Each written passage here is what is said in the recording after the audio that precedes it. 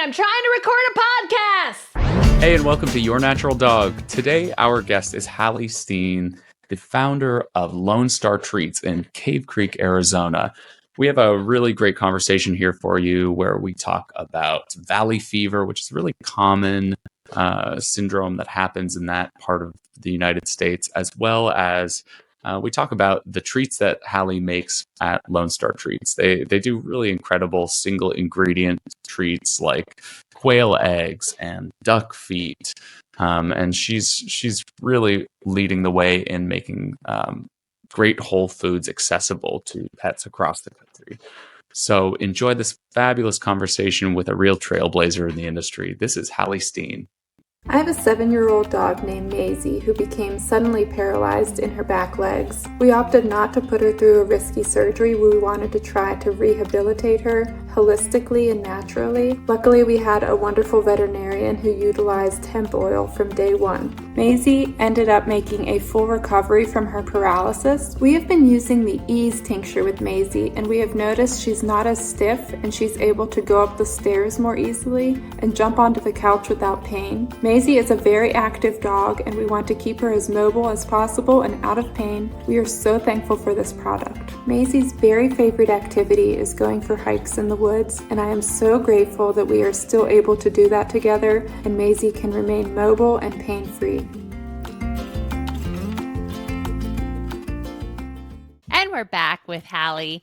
And I don't know, people probably don't know how I know you, but I met you on the PK Pets book tour. We had the privilege of coming to your fabulous store in Cave Creek, Arizona.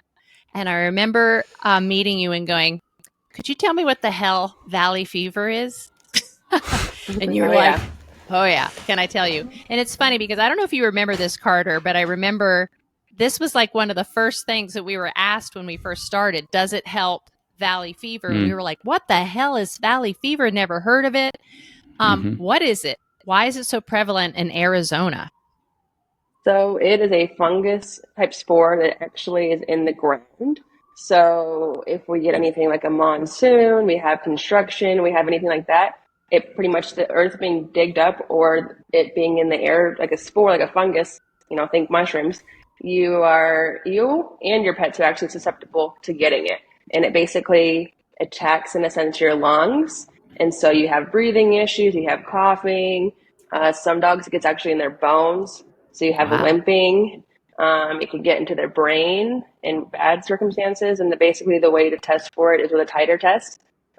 So that's how you can test for valley fever. And some dogs have low titers, some dogs have high titers. And unfortunately, it doesn't discriminate whether you're a puppy, you're 5 years old, you're 10 years old. It doesn't discriminate. Any dog will get it. I've had plenty of puppies get it because they love to dig. So your dog's out in the yard digging, spores are in the ground, and your dog gets it. So it's unfortunately very, very prevalent. I've lived in Arizona since I was born. I lived in Texas for half my life as well. But I do not remember when I was younger valley fever being a conversation. So I think 27 years ago, I don't remember people saying, my dog has valley fever, I have valley fever. It was kind of a thing, but it's just grown. Now it's in California, I think it's in Nevada, New Mexico, all the neighboring states it's sort of growing into. But it's very, very prevalent in Arizona. What does it look like? How does it present? Usually the coughing, being lethargic. So these dogs go from just normal to lethargic, coughing, or limping. So it's really usually those. There are some other weird side effects or, symptoms, but that's usually the common one. Then they get on the medication though, and then what's the medication? I'm pretty sure it's fluconazole. So it's something to get rid of the fungus and probably steroids as well. It kind of always depends on the dog. Sometimes it works, and sometimes the dogs start getting better, and sometimes it does honestly nothing, and their titer just stays the same. And people take their pets off of it because their pets no longer want to eat sometimes on the medication. So they're trying new food. They just want their dog to eat something because for some reason, I don't know what part of it, but it just does not give them an appetite, so they don't want to eat. I know why. Okay. I also, Good what deal. is very interesting, like while you explain this to me, you're talking about a mushroom spore, and you're talking about how this one mushroom spore can get into the bloodstream, affect the lungs, get into the bones, and into the brain. And that is all true. But guess what, folks? So do the good mushroom spores, the good beta. When you take medicinal mushrooms, they literally train your cells what to do when a bad mushroom spore gets inhaled or ingested or into the bloodstream. It literally helps everything, your immune system and everything, to remove that toxin out of your pet's body or out of your body. So I love that you explained it that way, because it's true. The bad ones can get in, but so can the good ones. And when the good ones are in there and you're taking enough of them or you're eating them, it literally will help you heal and get this toxic spore, mushroom spore, out of your pet's body. Have you had any Yeah. experience using mushrooms and cannabis as a helper for them? Because we've had, of course, tons of stories of, oh my gosh, I think it's helping. I think it's working. How is that possible? And I'm always like, Yeah.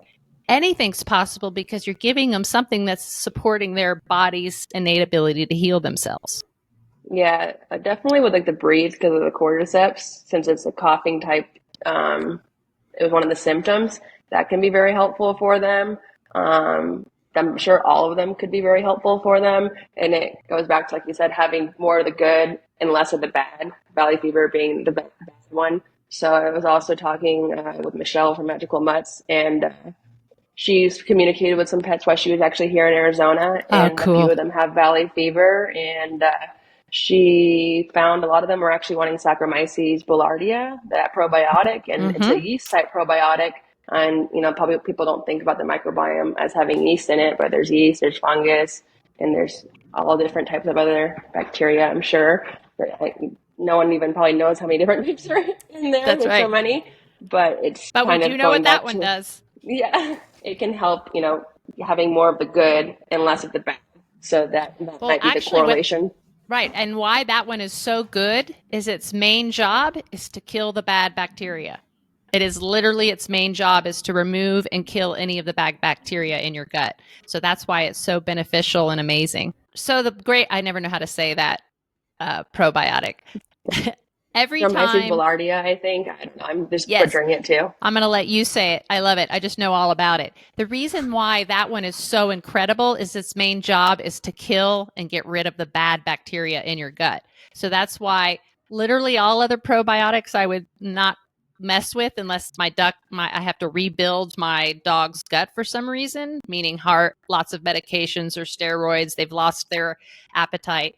But if someone is having an overgrowth or bad bacteria, giving them that literally helps them just that get rid of all the bad stuff. And then if you're feeding your dog's gut, you're giving them the food for the good ones to repopulate. So yes, I Very highly recommend interesting. that. I think it's a great idea. It's funny. I Cool. think my dog Whiskey was listening to Michelle probably talking, and me talking about it, and she did a session with him while she was here, and he goes, "Yeah, I kind of just want to take it preventatively." So he's getting 3 doses a week of one capsule of it, just because he doesn't want to get valley fever. I don't want to get valley fever, so I'm taking it too. And I guess it could be a really good preventative for people. Dogs don't have it. I actually had a customer who's been raw feeding her toy poodles for their whole entire lives. And kind of a weird comment, but her one poodle got valley fever, and her integrative vet, not even a full holistic or anything, was saying, "I'm kind of surprised that your dog actually got valley fever. Usually if they have a really healthy immune system, they just fight it off. And so they don't actually get it. So I'm surprised because your dog is raw fed. You do so many good supplements, you take so good care of Wow. him, but he got valley fever." I said, in my head, I'm like, is she being snarky or was she like being like serious? I asked her that, and Yeah, I'm because like, it's so that's shocking to kind of hear that from a vet. Right. know. To hear I know. I something was like, reasonable like that. yeah. I was like, so it was interesting that she said that, but I'm like, what kind of also data do they have to figure out that, these dogs just fought it off? That they had it, but they fought it off. So I don't know. It was a really interesting comment that vet made, but made me happy that she was being serious about it and saying how feeding your pets well should be able to enhance their immune system and them not get valley fever. That's or exactly fight what's it. supposed to happen. That's why we have this immune system. There are Yeah. too many viruses and bacterias and funguses and spores and that we all come in contact. That's why we're able, when we come across something deadly, it doesn't kill us. Our body goes, oh shit, this is what we're going to do. Let's all hands on deck. And then if we're taking an adaptogen like cannabis or mushrooms or any of these incredible herbs, it literally helps the body fight it off and get rid of it. So she is stating, that vet is stating the truth. That's literally why we have this immune system. And our gut is where 85% of it lives. So if we're feeding our gut correctly, you're gonna be able to fight off just about anything. Love that. All right, I want to talk about how the heck you ended up being a treat maker. Like, what made you go, all right, this is missing in the marketplace? Because it's funny, because if you look at the amount of treats on the market, and Carter knows what we went through trying to find someone to partner with for our treats. It was a nightmare. I would say at least 90% of treats on the market are, I wouldn't feed my dog. Single ingredient. Why is there preservative on it? Why is there coloring on it? What the hell is whatever the first ingredient is? So I'm assuming that's probably why you were like, all right, I got to fill a need. Yeah. So basically it comes down to my pets. I think that's how everybody starts when it comes down to my pets. That's how the good people start. I was feeding them a raw diet. At the time I was making it for them, I moved from Texas out to Arizona, and the closest store to me was about 30, 45 minutes away because we were out sort of in the country, you could say. So I was like, do I order these treats online from like, a small company that I like? Or do I drive into town 30, 45 minutes? Or do I make it myself? And so I just started making it myself. And here we are 4 years later. I was originally dehydrating treats, and now I actually have 2 freeze dryers. So I freeze dry the treats as well. Don't really do as much dehydration these days, but because I love my freeze dryers, they're like the pinnacle of making any kind of dog treat or human treat. Honestly, they just outperform a dehydrator night and day. If you can afford one day, they're the best thing I recommend for any household, especially that feeds raw, because you can actually put your dog's raw food in there and take it with you. Camping, traveling, whatever it may be. So that's basically my why. I didn't want to give my dogs, my cats, any bad treats. So there's too many bad. There's so many bad that it's like, I was maybe able to order from like 1 or 2 companies 4 years ago online that I was like, yeah, I trust these people that they're actually going to be making a healthy treat for my pets. And now there's a bunch. There's totally saturation, which I'm very happy about. Not even saturation. There's not even enough. Just kidding. There is not enough. But there's 2 companies I ordered from were Wildly Blended and Real Dog Box was who I originally ordered my treats from whenever I was getting them shipped to me and looking for a healthy treat. So that's basically how it started. What's the difference between a dehydrating? Do you dehydrate the feet? Yep. The foots, yeah. A lot of it makes more sense to honestly dehydrate some treats versus others. Like if you dehydrate like ears or feet, those just make more sense because freeze drying it's helpful, but it's not really. I mean, it does make a difference, don't mind you, but it is kind of not that big of a difference when it comes to like the texture. I've tried both with the ears and everything, and I just think it's actually a crunchier, better texture when you dehydrate them. But when it comes to like meat treats and things that have more moisture, I do recommend the freeze drying. It's just more accurate in my opinion because it doesn't stop until it knows that the treat is actually dry. And it has like sensors and monitors in the freeze dryer to make sure that it goes until it's dry. You can add extra dry time on there if you want to like be extra dry. But with dehydrator, you're kind of just guessing. And I know that's like kind of a scary thing to be guessing on, but you get better at guessing if that makes it any better. And knowing what actually works. A lot of smaller companies, me included, are growing pains of figuring out is 24 hours, 48 hours, 72 hours their amount of time. How long is it going to last? How long is it going to be shelf stable? So unfortunately, thank you to everybody that grew with me because it is a growing phase figuring out what the magic number is when it comes to dehydrating.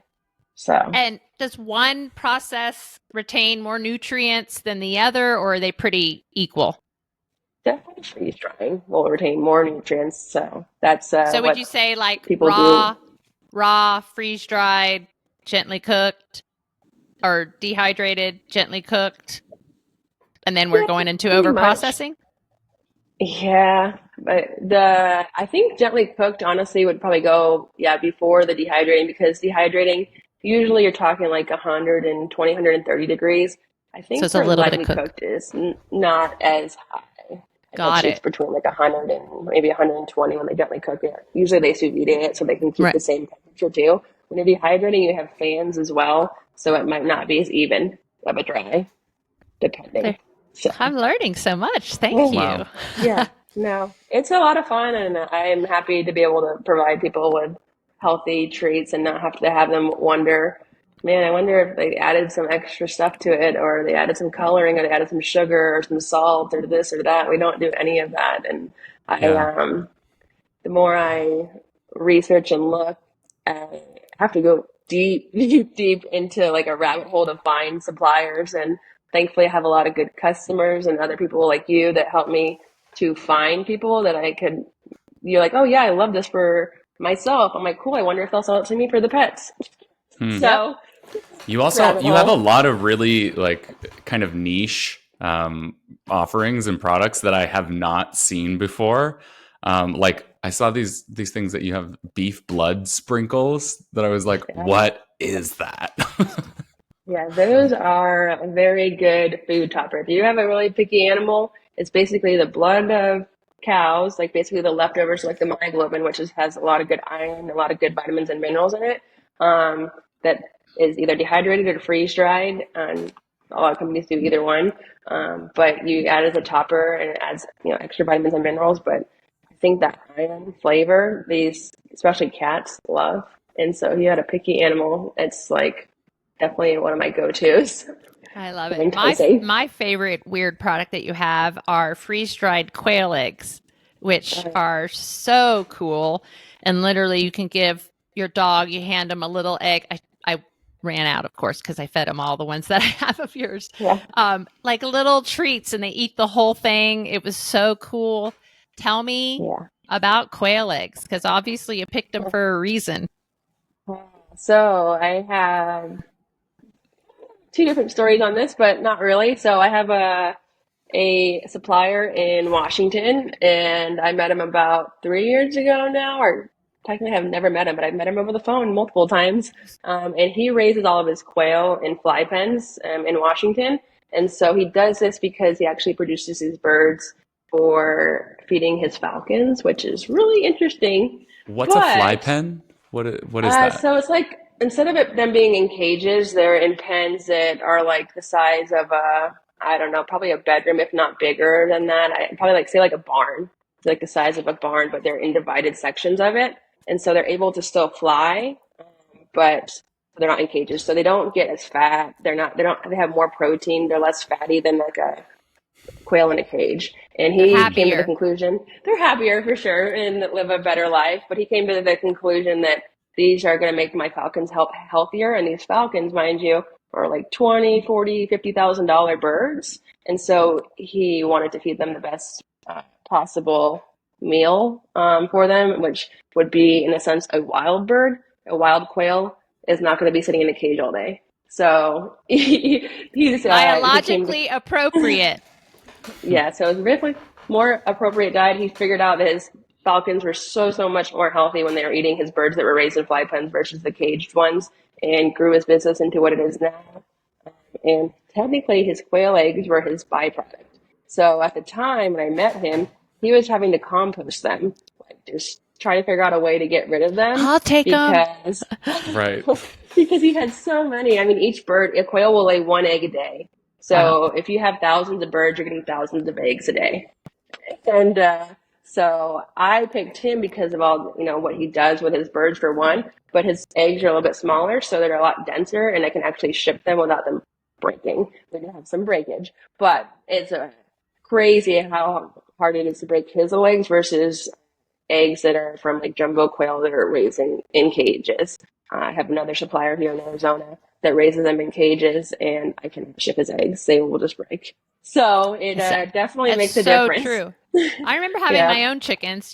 Have you ever had your own chickens and No, chicken eggs? just quail. Same thing. And you get to compare what your chickens that are, running around eating all the bugs and dirt and, grass and herbs that they love versus the one bought from the store, and how different the shells are, how different the yolks look, everything. I remember people being And like, they're "Can I get unwashed more of too, your right? eggs?" It's Yes. part of the important thing is that you don't like bleach them and sanitize them the way that our commercial eggs are, right? Oh yeah, and that's like why I'm able to actually ship them, because they come to me unwashed. So an unwashed quail egg, honestly, is good in like a room temperature environment for months. You put them in Just the like a fridge for chicken even egg. longer, and you can put them in the freezer for years, more than likely. But that's why I especially look for unwashed quail eggs, because I'm not able to ship them. If they go in the fridge, you can't take them out of the fridge, sort of situation. So it's nice having that, and he ships them to me that same week that they're collected. So I have a lot of time. I also have their service, or not service now, but he's able to drop ship eggs for me. So anywhere from like 50 to up to like 300 eggs, technically plus. People can order on our website, and then I have them shipped directly from the farm, which we will be doing only in the summer. So like we will no longer be shipping them in the summer. Only he will be shipping them directly from the farm, because that technically gives them like another week of freshness. And Cool. the way he packs them and stuff, they just stay a lot better and than on my little plastic cartons, because just I don't know. They just the way he packages them makes a huge difference. Oh, your So I plastic will be. carton, your plastic carton of your eggs, survived the RV and moving in and out of a new house and everything. So they work pretty Yeah, the well summer is the worst time, I will say, for pet treat companies, probably CBD and mushroom companies because of the heat. because of the climate and the heat, and there's no air conditioning with UPS or USPS. So you're battling that, and last year battling it with the quail eggs was not fun. So I'm not doing that again for myself. I'll be getting eggs from him, but I will be freeze drying them into powder and sending them that way, because Awesome. it was a not fun summer last year. It was very hot. So Amazing. a lot of So exploding eggs. Okay, so when you freeze dry them, no, you go. When you go. freeze dry No, you them, no, you go. Start over. All right, okay. So, do you freeze dry them whole, or are you crushing up the shell? What does that process look like? Yep. So I've tried the whole, and sometimes it works and sometimes it does not work. So now I just basically food process them, and it grinds up the shell and the egg, and then I pour them on the trays and freeze them, and then put them in the freeze dryer. So Awesome. Wow. freeze drying is fun. It's basically where you have a product that goes into this chamber, it freezes and goes down to about -20. Then the vacuum turns on, it starts pumping and pulling, and then there's heat trays on each level of where the trays are, like little heat pads, and it starts drying them and vacuuming at the same time. So it's pulling all the moisture out into the chamber and forming ice around like basically a ring. And that is freeze drying. You're freezing and drying at the same time. So Very cool. very, very weird. It's very scientific. That's how they make basically space food and camping food and dog food. So it's a very cool process to definitely see. And I definitely encourage, like I said, getting one if you can get one. They're not too bad. I think like the base model's around between like 2,000 and 3,000. So not terrible that's when you all? think about buying like a freeze dried food. It definitely saves you if you buy a lot of freeze dried food. Let me tell you. Because freeze dried food's expensive. Yep, and It's there's more a expensive reason. than regular food. Yeah, there's a reason. Usually, say like on a commercial scale, these machines are millions of dollars. Mm-hmm. So you're paying for $1 million equipment, and then to run them, the energy cost is probably thousands. Yep. So you're talking Wow. very, very expensive equipment, but it is a very good way to preserve food. And I try to explain that to people when they come into my shop. We have like a 20-ounce bag of, say, one freeze-dried food. Doesn't look like very much food, but 20 ounces is 5 pounds of raw food. So Wow. you That lose was one about of my favorite 75%. Yeah, What you you did lose at about your store. 75%. Yeah. Carter, one of the things she was able to do is she basically made a comparison because people don't understand why this little bag or this thing of raw food seems so much more expensive than this giant bag of, kibble, which of course she doesn't sell kibble. So she literally was like, this is why Solutions is cost effective because you feed less, or carnivore, or Makes any of sense. these foods that are, don't have all the other crap in them. So I loved that you do that. You need to make that like just a chart and make it more general, like kibble versus freeze dried versus whatever, because I took a picture of it. I was like, this is so good. Yeah, I gotta make it, I think, based on the calories per ounce. I try to always tell people about calories because a lot of people don't notice or know the difference that you are actually going to be having to feed more of one brand. So it's going to cost you more versus if you feed less of another one. Solutions being a good example. It's about 1,400 calories a pound, where say OC Raw is about 700 calories a pound. And giving back to this example, OC Raw per pound is $6. Solutions is $10.50, but you're feeding half the amount, so you're looking at $5.25 a pound. So you see $10.50 a pound, you're like, oh no, I cannot afford this. I cannot afford this food. It's going to be like cost a small fortune, but you don't know that you're actually feeding half of what you would feed of OC Raw. So you're feeding 8 ounces of Solutions, or you're feeding 16 ounces of OC Raw. I love that. Could you do that for the cannabis and mushroom products so that you could show how they're completely different? Yeah. Right. Yes, definitely. It definitely makes a difference when they actually work. Right. So you're paying for a product that actually works. So that makes a huge difference when it comes to CBD, especially. I was going to say, do you have lots of experience, especially as a store owner, going through brands and going, this doesn't work. You take it, you try it on your pets, and nothing happens? Oh, yeah. Yeah. I have, there's too many CBD companies that reach out to me, and I'm like, I'm good. Thank you. I have no need. I'm like, they just want to send me free stuff. And I'm like, it's okay. You don't have to.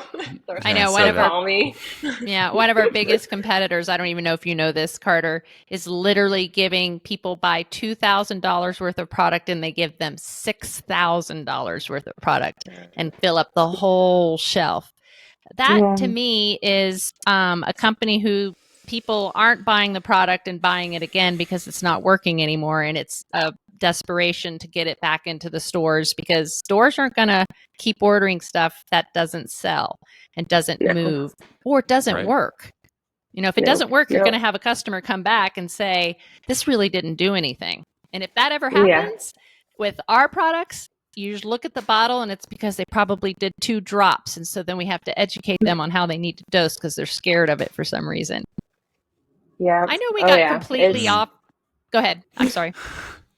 Oh no, it's funny when I was having to explain to a customer, they can give it to their cat, they can give it to their dog, they can take it because they had that 1,100 milligram bottle of Heal that's for cats, and I was like, if you want to give it to your dog as well, it's totally fine. Just because there's a cat on the bottle, or if you want to take it yourself, I said this is going to last you a really long time though, especially for your cat. Her cat was anxious, and so she's like, okay, well I'm sold. If I can take it too, I'll get it. And I'm like, awesome. Like, I take it. Go for it. I take the mushrooms. I take the CBD. I actually took some CBD before the podcast. So. Me too. Nice. I took my Clarity. Where is it? My Clarity always helps me stay on. Yep. Yeah. Oh, yeah. I really like that comparison that you made there. Go ahead, Angie. Go ahead.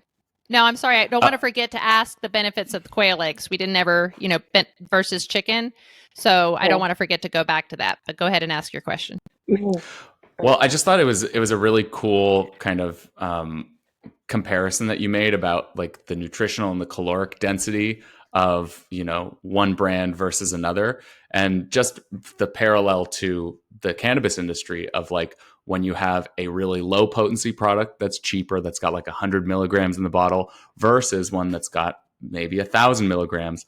Understanding that just because they come in a similar bag, that they say raw food or hemp extract, one is not necessarily the same as the other. What actually is inside the bottle, you have to do a little bit of digging and understand kind of, well, why is it that price? And how much of the active ingredient or how much of that food am I actually getting? Because the packaging can be really deceiving. Yeah, and that's what I was telling somebody the other day too. I said, if you have to search and search and search to find the answers you're looking for, it's probably not the company to go with. They need to be transparent, and we definitely try to be as transparent as possible. If people want to call us, we're more than happy to talk to you on the phone for as long as it takes for it to answer your questions. I actually prefer that than emailing back and forth. But yeah, if you're going on some company's website and you can't find any information, it's probably not the company to go with. And I'm sure that the same thing is true about like the nutritional density of these quail eggs that you're using, that are raised correctly with the right food. Like they're going to have way more nutritional density than some factory farmed quail egg or chicken egg that you could be giving. Yeah, what's the difference between a quail egg and a chicken egg? Like is one have more nutrients more than the other? Like why are they better? So basically it kind of just depends on the animal. I do recommend quail eggs for cats because cats don't need a chicken egg. A chicken egg can be anywhere from like 70 to maybe 100 calories depending on how big the chicken egg is, where a quail egg is about 15 calories. So in a sense, it's a great way to be able to give to your cat and not give them a whole meal, where a chicken egg can almost be a whole meal for them, especially a duck egg. Duck eggs are just huge. So they have that benefit. Also, that being unwashed, that's also a huge benefit because then you're able to also feed the shells to them, and calcium is a great thing for animals in general. Eggshells are full of calcium. So that would probably be the benefit. Also, if your dog or cat is allergic to chicken, it is a great alternative as quail eggs or duck eggs, actually, for that matter. But I have a lot of animals and cats and reviews on our websites that love them. They just can't get enough of them. They have them on subscription, and their dog or cat needs them in their meals now, basically. My dogs love them. Yeah. My dogs love I would imagine them. it'd be a really good, like, complete food that you could give them if they're having stomach issues. If you were fasting them, it's an easy thing to bring them back on to. Yeah, and I think with cats that have hairball issues, it can be really helpful for cats with hairballs. So that's another little Carter, tidbit. I met her cats. She has the coolest freaking cats on the face of the earth. I saw them a little bit ago. They're hairless. They haven't come up in here. They think they're dogs. They're so cute and cool. I loved meeting your cats. Here one comes possibly. So I love that you said that about people who, if they have a pet that's allergic to chicken, that this is a great way to give them still a whole, wonderful, natural food like a quail egg. I wanted to ask you about your feet. I know you got quail feet that you sell. And this is one of the questions that we actually got from one of our followers, which is they're scared of the dehydrated feet or, the big, giant dehydrated things that seem really hard. I know we always tell everybody supervise each of your pets when you're giving them a new treat to see what they do.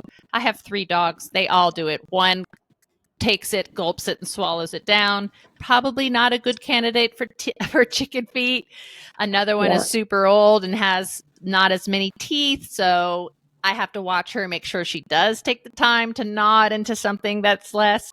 But I know supervision is very important, but how do these things break down? Like, is it safe?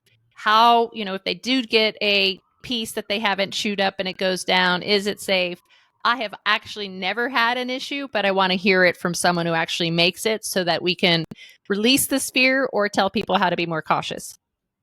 So that's basically the main thing, is being more cautious. If you have a dog that like you said, will just gulp it down and swallow it, probably not a candidate. But I always recommend usually getting a chew that's a little bit bigger than their mouth, because dogs, cats, if they can swallow it, they're swallowing it. They don't really chew like humans do. They don't chew their food like humans do. They don't have molars. So they chew it enough to be able to swallow it.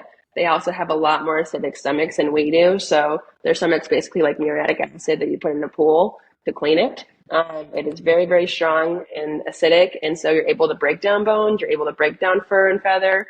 And there's a lot of good benefits. So you get the calcium benefit with fur and feathers. You have the manganese benefit, which is good for their joints.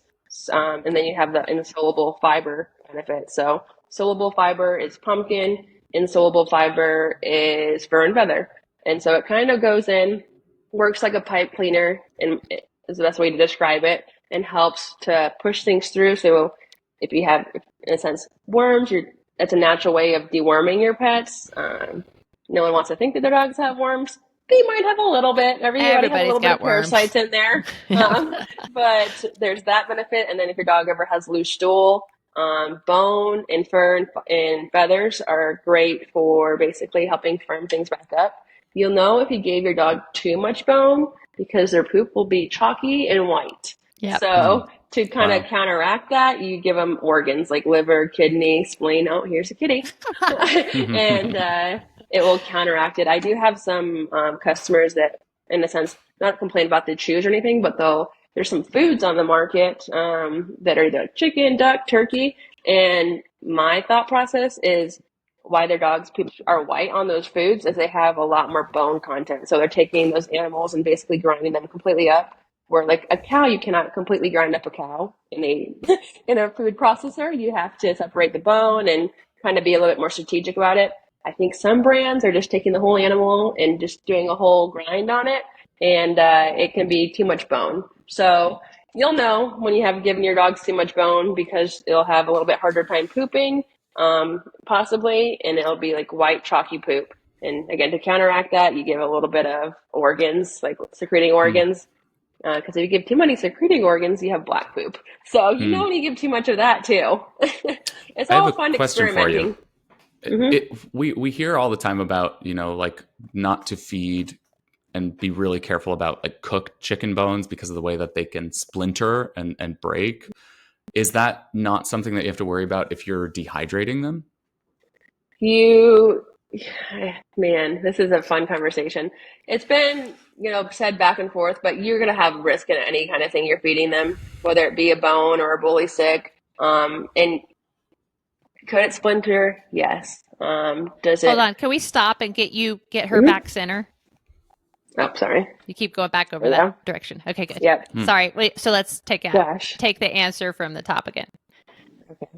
So you kind of have a risk with any chew. I say either it's a bully stick or an antler or a chicken foot. You're gonna have a risk of anything kind of going wrong. But yeah, it could splinter. It doesn't seem to really happen. It depends on also what temperature you're drying at. I recommend not be drying at degrees over like 130. But some companies do, and some companies smoke bones, and if they smoke them, there's a whole nother layer of what to not do.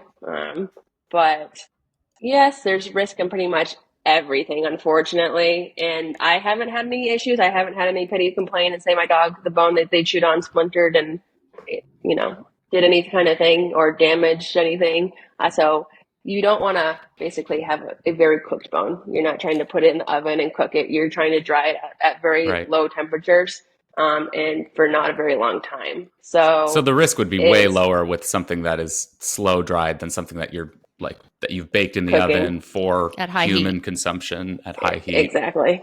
Yes, exactly. So I don't recommend cooked bones. Dehydrated, freeze dried would technically be the ideal standard, but it doesn't. It can make the chew basically not last as long. So people will get like chicken necks or duck necks or turkey necks, great and everything, but they just kind of go right through them. So you're not really getting a lot of chewing benefit. So that's why I do recommend the dehydrated bones, but you don't want them, again, cooked.